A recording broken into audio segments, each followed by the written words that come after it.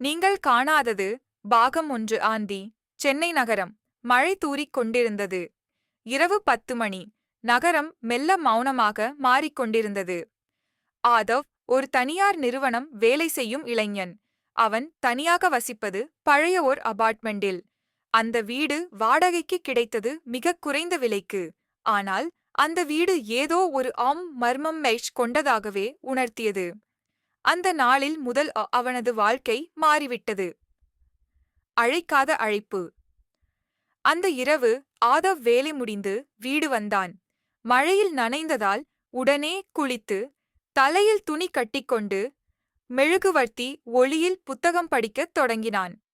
அதன் மத்தியிலே அவன் போனில் ஒரு அழைப்பு வந்தது. அது அஜய் என்பவன் எண்ணாக இருந்தது. அஜய் என்பது அவனுடைய நண்பன். ஆனால் 1 வருடத்துக்கு முன்பு விபத்தில் இறந்துவிட்டான். இது எப்படி சாத்தியம்? ஆதவின் இதயம் வேகமாக துடித்தது. நேரத்தை பார்த்தான். இரவு 12 மணி 7 நிமிடம். பயம் இருந்தாலும் அவன் அழைப்பை எடுத்து பேசினான். ஆனால் அடுத்த கணமே அழைப்பு துண்டிக்கப்பட்டது. அவன் தொலைபேசியில் அந்த அழைப்பு பற்றிய எதுவும் பதிவு செய்யப்படவில்லை. அவன் மனசாட்சி தவறி போனதா? இல்லை, உண்மையாகவே ஏதோ நடக்கிறதா? கண்ணால் காணாத மனிதர். அவன் பக்கத்து அறையிலிருந்து ஒரு நிழலினோ பார்ப்பதை உணர்ந்தான். அவன் மெதுவாக பக்கம் திரும்பினான். ஒரு மனிதர் அவன் இருட்டில் நின்றிருந்தான். ஆனால் அவனது முகம் தெளிவாக தெரிவிக்கவில்லை. அவன் அங்கு இருந்தான். இருந்தும் கண்ணால் முழுவதுமாக காண முடியவில்லை.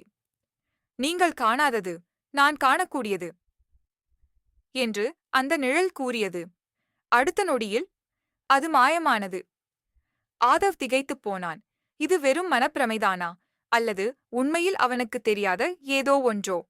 இப்போதும் அவன் கைபேசியில் அஜயின் அழைப்புக் குரல் ஒலித்துக் கொண்டிருந்தது. பாகம் 2 தொடரும். இந்த கதையை மேலும் தொடர விரும்புகிறீர்களா? அடுத்த பகுதிகளில் புதிர்கள், மர்மங்கள், திருப்பங்கள் காத்திருக்கின்றன. Fire ice